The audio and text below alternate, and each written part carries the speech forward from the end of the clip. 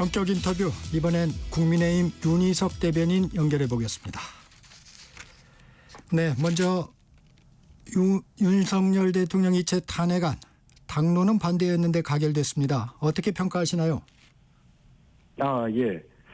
일단 비상계엄령 발동에 따라서 탄핵 여론이 너무 강했기 때문에 저희 당 입장에서도 고민을 거듭할 수밖에 없었고요. 그래서 부결 당론을 유지를 했지만 결과가 반대 85표, 찬성표는 204표, 간신히 통과된 결과가 나왔다.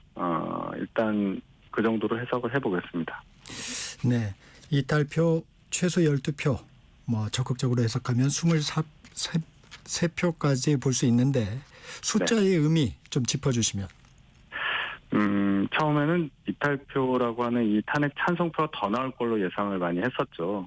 제가 말씀드렸듯이 저희가 부결 당론을 유지할 수밖에 없었던 상황이 있었고 이 총장 분위기도 많이 그쪽으로 흘렀던 것으로 보입니다. 그래서 많이 고민하셨던 의원들이 아마 다수의 기권표, 무효표 이렇게 표현을 한 것이 아닌가 생각을 하고, 어쨌든 이 탄핵이라는 가장 엄중한 이 사안에 대한 투표 결과이기 때문에 저희로서는 이탈표 방지에 주력한 원내 지도부와 또 그것을 찬성할 수밖에 없었던 분들 간에 많은 고민의 시간이 이어졌다, 이렇게 봅니다. 네, 당이 탄핵 후폭풍을 겪고 있는데 탄핵 가결 이후 비상의총의 분위기가 좀 험악했다는데 당 분위기 전해주시면. 예, 그 의총 분위기는 대단히 좀 안 좋았었죠. 많은 분들이 탄핵 가결이라는 상황에 대해서 굉장히 격앙된 그런 상태였고, 한동훈 대표가 중간에 의총 참석했을 때 굉장히 많은 항의를 받았고 그런 상황이 다 보도가 됐었습니다만, 지금은 그때보다는 조금 가라앉은 상태라고 봅니다. 분열하는 것은 공멸이라는 인식이 다 퍼져 있고 그것을 다 공감하고 있기 때문에 이제는 조금이라도 좀 뭉치는 모습을 보여주자, 이런 분위기라고 저는 판단합니다. 네, 당론에 반해 탄핵에 찬성한 의원들에 대해서 이른바 배신자 프레임도 나타나고 있던데요. 네. 탄핵 찬성 의원들에 대한 처리 문제도 논의되고 있나요? 그것은 그날 비상의원 총회에서의 분위기를 생각한 얘기고요. 지금은 그런 얘기는 없는 걸로 알고 있고, 현실적으로도 거기에 대한 논의가 있을 수 없는 상황이라고 생각합니다. 그 김혜지 의원의 윤리위 얘기도 그날 나왔던 얘기죠? 예. 네. 탄핵은 예. 말씀 주세요. 네. 예. 김혜진에 대해서는 이제 비례대표이니까 당에서 제명을 해야 의원직이 유지되고, 본인이 탈당을 하면 비례대표직을 상실하는 그런 상황이기 때문에 아마 본인 스스로가 제명을 요청했던 그런 상황이 아니었을까, 이렇게 봅니다. 네. 탄핵안 가결 직후에 발표된 윤 대통령 입장문은 어떻게 보셨습니까? 잠시 멈춰서지만 결코 포기하지 않겠다고 밝혔는데요. 예, 결코 포기하지 않겠다, 이 부분을 가장 인상적으로 저는 들었습니다. 윤 대통령은 이미 그 담화 발표 전부터 헌법재판소에서의 심판 과정에 집중하겠다는 뜻을 밝힌 걸로 해석이 됐었고, 의결 직후 탄핵안 통과 이후에 밝힌 담화에서도 거의 본인이 직접 변론에 나서서 헌법재판소의 심리에 임하겠다, 그런 뜻으로 읽힐 수 있는 말씀들을 하셨기 때문에 향후에 이제 헌법재판소에서 어떻게 윤 대통령이 법리적으로 다툴 거냐, 거기에 더 관심이 가는 상황이라고 생각합니다. 네, 이제 헌재의 시간입니다. 오늘 첫 재판관 회의를 여는데 네. 탄핵 결정까지 어느 정도 걸릴 것으로 예상하시나요? 노무현 대통령 때 한 2달 걸렸고, 박근혜 대통령 때 한 3달 걸렸죠. 네. 저는 그거보다는 조금 더 걸릴 가능성이 있다고 봅니다. 일단 헌재의 구성부터가 문제인데 9명 중에 3명이 지금 결혼인 상태. 네. 그러면 3명의 재판관을 빨리 충원해야 되는데 대통령 권한대행이 과연 헌법재판관을 임명할 수 있느냐, 이 부분에 대한 논란부터 해결을 해야 되는 거 아니겠습니까? 2016년, 2017년 그 탄핵 사태 때는 민주당 추미애 당시 대표나 우상호 원내대표, 박범계 의원 이런 분들은 대통령 권한대행에 의한 헌법재판관 임명에 반대를 했었습니다. 네. 그렇다면 민주당에서 빨리 이 헌법재판소 심리를 빨리 하고자 이제 할 텐데 그때 논리를 뒤집을 만한 다른 논리를 빨리 국민들께 제시해야 할 것이고요. 4월에 또 2명의 재판관이 퇴임을 합니다. 이러한 여러 가지 사정이 헌법재판소의 시간을 단축시키기에 어려운 부분으로 작용할 거다. 이런 예상도 해봅니다. 앞서도 잠깐 언급해 주셨지만 대통령이 수사든 탄핵이든 당당히 맞서겠다 해서 치열한 법리 다툼이 예상되지 않습니까? 그래서 네. 지금 대변인께서도 얘기하셨지만 시간이 다소 길어질 수도 있다. 이렇게 보시는 건가요? 그렇습니다. 이제 법리 다툼만 본다 하더라도 비상계엄에 대한 통치행위 이 성립 여부, 또 통치행위에 대한 사법적 판단의 여부 이런 부분에 대해서 법률 전문가인 윤석열 대통령이 직접 변론에 나서서 입장을 설명할 가능성이 대단히 크고 또 이 시간 문제에 대해서 말씀을 드려보면 박근혜 대통령 탄핵 당시에는 박 대통령이 변론권을 포기했습니다. 네. 그런데 윤 대통령은 분명히 적극적으로 변론권을 행사할 것으로 보이기 때문에 탄핵 관련한 최종 심판 과정 이것은 좀 많이 늦어질 수도 있다는 생각을 저는 합니다. 네, 그 한덕수 대통령 권한대행의 권한 이 부분에 대해서도 좀 얘기를 나눠보겠습니다. 네. 앞서 전현희 민주당 최고위원은 이 자리에 나와서 선출직인 국회에서 합의를 해서 헌법재판관을 추천을 하면 대통령이 임명하는 데 큰 부담은 없어 보인다. 이런 의견을 좀 얘기를 했는데요. 어떻게 생각하십니까? 선출직인 국회에서 그렇게 결정을 했으니까 선출직이 아닌 사람은 그걸 받아라. 그렇게 주장할 수도 있겠죠. 근데 앞서 말씀드렸지만은 더 정교한 논리를 국민께 제시해야 되겠죠. 이 부분에 대한 논란이 없는 게 아닙니다. 정반대 얘기를 지금 민주당에서 8년 전과 다르게 하고 있으니까 거기에 대해서 더 세세하게 국민들께 설명할 의무가 민주당에게 있다고 생각합니다. 네. 당장 제2요구권 행사가 좀 현안일 것 같아요. 네네. 지금 권성동 원내대표는 6개 그 법안에 대해서 제2요구권 행사를 요청을 했었고 이 부분에 대해서 제2요구권 행사에 대해서는 어떻게 전망하십니까? 지금 우리 헌법에는 대통령 권한대행이 대통령의 직무를 대행하는 것만 나와 있고 대통령 권한대행의 직무행사 범위, 권한의 범위에 대해서는 어디에도 규정된 게 없지 않습니까? 네. 선언적 의미만 담겨 있기 때문에 이것은 국민적 합의 그리고 여야의 합의를 통해서 이것을 정하지 않는 이상 또는 합의를 통해서 서로 양해하지 않는 이상은 계속 논란이 될 가능성이 크겠죠.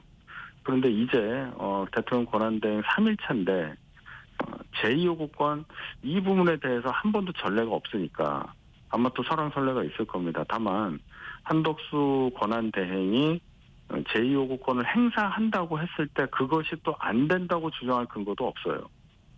그러니까 이것은 민주당에서 막을래야 막을 수가 없는 상황도 발생할 수 있다.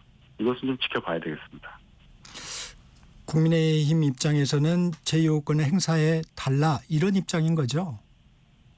저희 입장에서는 그렇습니다. 특검법 관련해서 특히 그렇고요. 예. 아무래도 이제 특검법이나 김건희 여사 특검법 이 부분은 가장 좀 민감한 부분일 것 같고 네. 양곡관리법이나 이런 부분들은 다소 조금 여지가 좀 있어 보이기도 하는데 어떻습니까?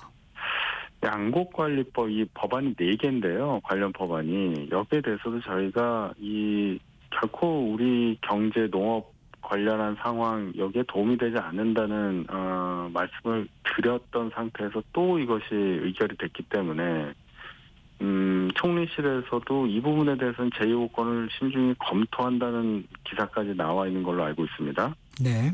따라서 이 부분에 대해서도 뭐 적극적이라는 표현이 어떨지 모르겠습니다만 제2요구권 발동 가능성이 충분히 있다고 저는 봅니다. 네. 다음은 그 국무위원 임명이 가능하다고 보십니까?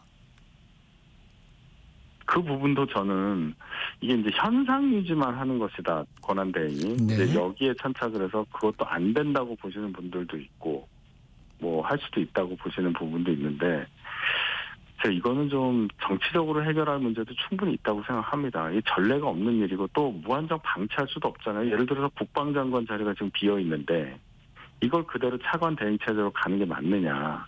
이렇게 엄혹한 안보 위기 상황에서 국방수장이 없는 상태로 방치하는 게 맞느냐는 지적에 대해서 정치권이 답을 해야 된다고 저는 보기 때문에 이것은 빨리 합의로서 이것은 해결해야 될 문제다. 시급히 해결해야 할 문제라고 생각합니다. 지금 말씀을 주셨지만 국방장관이 공석이고요. 행안부 장관도 공석입니다.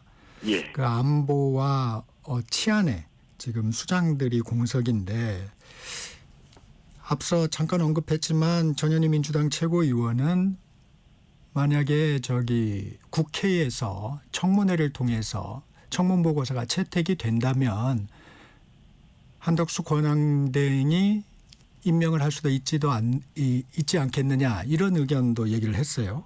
어떻게 보십니까? 뭐 어느 정도 일리가 있어 보입니다. 그런데 그러면 청문 보고서 채택 안 했을 경우는 어떻게 해야 되느냐? 그 얘기는 청문 보고서를 민주당에서 채택을 해줄 정도의 후보를 내라. 결국 임명에 관한 실질적 권한을 민주당이 행사하겠다는 얘기로 들려요. 그러니까 그렇게 조건을 달지 말고 전체적인 차원에서 앞으로 이런 상황이 어떻게 벌어질지 모르니 법을 새로 만든다는 차원에서라도 어떤 합의된 관례를 만들어간다는 심정으로 이 협의에 임해야 된다고 생각합니다. 조건을 단다는 것은 대단히 부적절해 보여요. 네. 당내 문제 다시 들여다보겠습니다. 탄핵 가결에 대한 한동훈 대표 책임론이 나오는 가운데 잠시 뒤 10시 반인가요? 기자회견 네. 예정돼 있죠? 예. 어떤 입장이 정리됐을까요?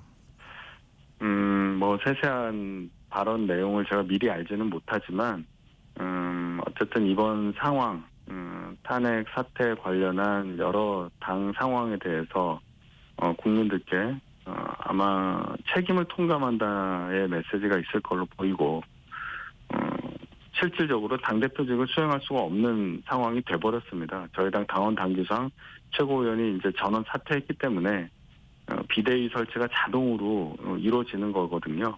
그래서 이제 대표직을 마감하는 차원에서의 어떤 소회, 그리고 그 과정에 대한 국민에 대한 설명, 이런 것들이 있을 것으로 생각합니다. 그러면 비대위의 출범, 그 절차는 어떻게 됩니까? 비대위는 이미 설치가 되는 과정을 밟아야 됩니다. 네. 그래서 자동으로 그 과정을 주도할 전국위원회 의장인 이현승 의원이 작업을 시작한다고 말씀을 하셨고요. 당대표 또는 당대표가 사퇴했을 경우에 당대표 권한대행을 맡을 권성동 원내대표 아니면 직무대행 이 세 분 중에 한 분이 전국위원회 의결을 거쳐서 비대위원장을 임명하게 됩니다.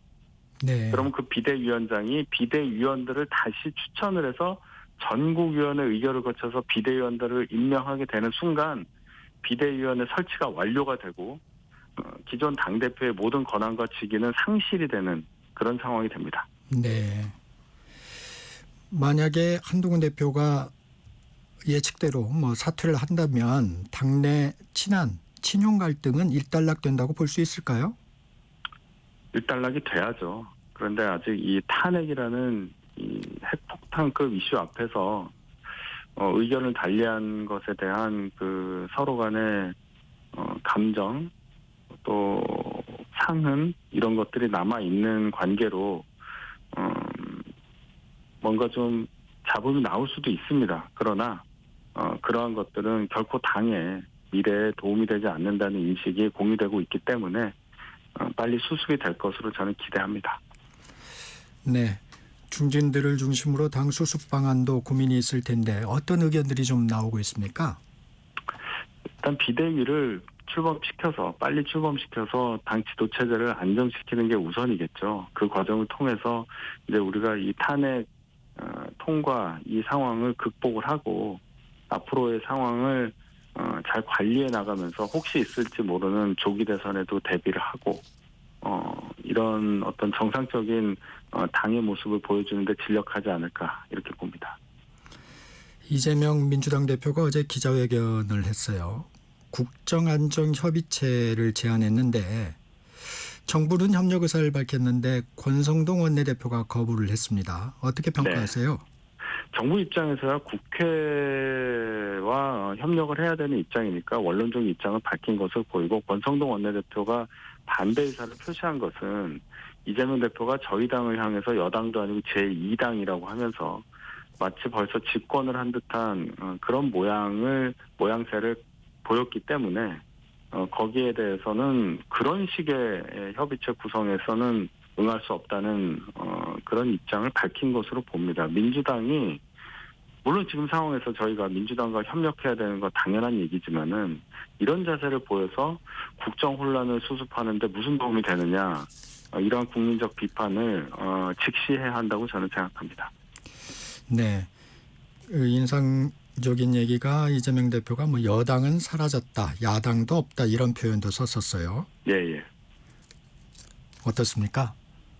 그 말씀도 마찬가지로 매우 오만한 태도라고 생각합니다. 그럼 야당도 없어졌다는 얘기는 글쎄요.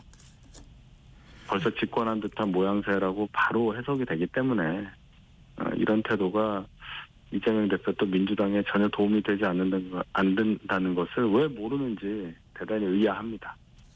네. 당정협의는 권성동 원내대표가 당정협의는 지속하겠다. 예. 지금 이런 부분을 언급하셨죠? 예, 그렇습니다. 저희가 이제 비대위 체제가 들어선 직후에 당이 정상적인 기능을 할 수 있는 상황이 되면 바로 당정 협의를 하자 이런 말씀을 하셨습니다. 네. 이재명 민주당 대표가 신속한 헌재 결정을 요청했어요. 기자회견에서. 네네. 헌재의 시계 또 이재명 대표의 사법 리스크도 맞물려 돌아가고 있는데 어떻게 전망하십니까?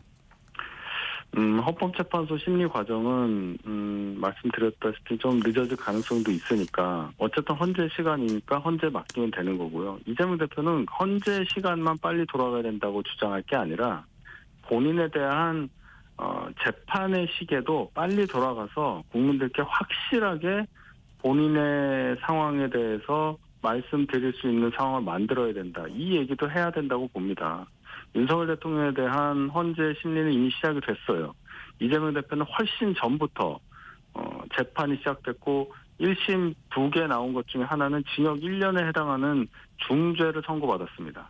이 상황에서 차기 대선을 꿈꾸면서 출마를 강행하고 대법원 최종 판결이 나오기 전에 어떻게든지 대통령에 당선되겠다. 이거 하나만으로 달리고 있는데 분명히 국민들께서 이재명 대표의 재판은 어떻게 되냐고 물을 시간이 곧 옵니다. 피할 수 없기 때문에 민주당 이재명 대표는 반드시 이 부분에 대해서 준비를 잘 해서 국민들께 설명을 하고 재판에 빨리 임해야 된다고 생각합니다. 네. 한덕수 권한대행에 대해서는 탄핵하지 않겠다. 이런 입장도 밝혔습니다. 탄핵이라는 것을 남발하다 보니까 누구도 탄핵할 수 있다는 전제하에 그런 얘기를 한 것으로 보여요. 마치 한덕수 권한대행이 민주당이 협조하지 않으면 탄핵하겠다는 말로도 들릴 수 있습니다. 그런 차원에서 대단히 부적절한 발언이라고 생각하고 대통령 권한대행의 존재의 의의를 생각한다면 한덕수 권한대행의 권한 행사에 대해서 혹여라도 방해를 한다거나 협조하지 않는 그런 행태 절대 보여서는 안 되리라고 생각합니다. 네. 이번 탄핵 정국 속에서 우원식 국회의장의 존재감이 커졌습니다. 이 부분은 네. 어떻게 보세요? 우원식 의장이 이 혼란한 상황을 잘 수습을 하셨고 또 국민의 의사를 잘 반영해서 국회의 어려운 그런 탄핵안 통과 과정을 이끌었던 부분이 평가된다고 저는 봅니다. 지금 여야 대립이 엄청나게 심한데 그래도 국회의장께서 국회의장 본연의 역할을 잘 하신 것으로 국민들께서 평가하셨다는 점은 앞으로도 많이 기억에 남을 것으로 생각합니다. 네. 좀 다른 정당 얘기지만 해보겠습니다. 개혁신당 이준석 의원이 탄핵이 헌재에서 인용될 경우를 가정해서 조기 대선이 치러지게 되면 진지하게 대선 출마를 검토하겠다 밝혔어요. 네. 이 의원의 대권 도전 시사 어떻게 보세요? 일단 이준석 의원이 만 40세가 되는 시점에 선거가 있어야 되니까 그 부분만 해결이 된다면 이준석 의원의 도전 가능성은 상당히 높아 보입니다. 윤 대통령과 반목하면서 어쩔 수 없이 당을 달리했습니다. 이준석 의원이 매우 어려운 상황에 처해졌지만 지난 총선에서 그래도 당선이 돼서 의원으로서 국회로 돌아온 이 정치적인 저력은 충분히 국민들로부터 인정받을 만한 것이라고 저는 보고요. 따라서 대권 도전 여건은 이미 갖춰졌다 이렇게 평가합니다. 네. 민주당은 국정안정협의체 제안 이런 걸 통해서 이제 수권 정당의 면모를 보여주려는 노력을 하고 있어요. 네. 지금 이제 이준석 의원의 대선 얘기도 잠깐 했었는데 네. 탄핵 가결 이전과 이후 국민의힘의 모습 다 어떻게 달라질 수 있을까요? 저희 입장에서 어려운 상황입니다. 일단 탄핵이 가결이 됐기 때문에 말씀드렸지만 비대위가 들어설 수밖에 없는 상황이 됐고요. 빠른 시일 내에 조금이라도 빠른 시일 내에 비대위 체제가 안정돼서 당을 정상적으로 운영하는 모습을 국민들께 보여드리는 것이 당장 시급한 저희의 과제라고 봅니다. 그리고 그 비대위는 당의 어떤 구성원들 간에 혹시 있을지 모를 반목이나 갈등을 빨리 조기에 수습을 하는 모습을 보여야 하고 또 혹시 있을지 모를 조기 대선을 대비해서 잡음 없이 가장 경쟁력 있는 후보를 대선에 내세울 수 있는 그런 체제를 마련하는 것. 그것이 아마 가장 중요한 임무가 될 것이라고 저는 봅니다. 지금도 말씀하셨지만 비대위의 가장 중요한 임무는 탄핵이 인용될 경우에도 그 부분에 대비해서 대선 체제를 갖추는 것이다. 네. 구체적으로 좀 움직임이 있습니까? 어떻습니까? 오늘 탄핵 가결되고 처음 맞는 평일이잖아요. 네. 그 질문이 너무 성급하신 거 아닌가 생각합니다. 아직 비대위 구성도 안 됐습니다. 네. 국민의힘도 탄핵 수습에만 매달릴 수는 없을 것으로 보이는데요. 그래서 이제 비대위 체제가 가동이 될 건데 일단 탄핵 가결 이후에 그 표 분석을 앞서 좀 해드렸는데 네. 당론에 따라서 탄핵에 반대한 표가 85표예요. 네. 이 표도 상당히 아까 평가도 해주셨지만 무시할 수 없는 표입니다. 이 표에 대한 의미도 한번 짚어주시면. 당론에 따른 표라고 볼 수밖에 없잖아요. 네. 그만큼 저희가 이 국민 여론은 탄핵 가결이 훨씬 많았습니다만은 여당으로서 또 대통령을 한번 탄핵해봤던 당의 입장에서 갖는 여러 가지 어떤 감정이라든지 또 탄핵 이후에 저희가 겪었던 정치적인 위기 이런 것들이 작용할 수밖에 없었습니다. 그래서 한동훈 당대표는 탄핵에 찬성했습니다마는 당론이 부결로 결정되는 과정을 밟았고 또 그 상황 때문에 한동훈 대표가 결국 대표직을 더 이상 유지할 수 없는 상황까지 됐습니다. 이 85표에 대한 해석이 이제 두고두고 남을 텐데 그것이 곧 대통령의 비상계엄에 대한 옹호는 아니라는 점을 저희가 계속 강조를 할 겁니다. 그 부분이 국민들께 오해를 살 수 있을 만한 부분으로 작용하지 않도록 하는 작업이 또한 저희의 과제이라 이렇게 봅니다. 마지막으로 하나만 더 여쭤보겠습니다. 박지원 민주당 의원이 조국 대표에 대해 새 정권에서 반드시 사면 복권될 거라고 주장했습니다. 이런 얘기 꺼낸 배경, 발언 어떻게 보십니까? 대단히 부적절해요. 박지원 의원 정도 되는 분이 아직 있을지도 모를 조기 대선을 가정하고 거기에 대해서 야당이 승리한다. 이것을 아예 그냥 기정사실화해서 거기에다가 또 이미 사법적 판단이 내려진 분에게 사면을 얘기한다. 사면 복권을 얘기한다. 그냥 마음대로 뭔가를 하겠다는 뜻으로 이렇게 보이지가 않아요. 그러면 이러한 발언들이 예를 들어 대선이 있었을 경우에 야권의 득표에 도움이 되겠느냐, 국민에게 공감받을 수 있는 발언이냐, 대단히 가벼운 발언이라고 네. 보고 또 국민들에게는 대단히 상처가 될 만한 발언이라고 생각을 해서 박지원 의원이 이 부분은 두고두고 책임지셔야 될 그런 발언이라고 저는 봤습니다. 윤희석 대변인이었습니다. 네, 정격 시사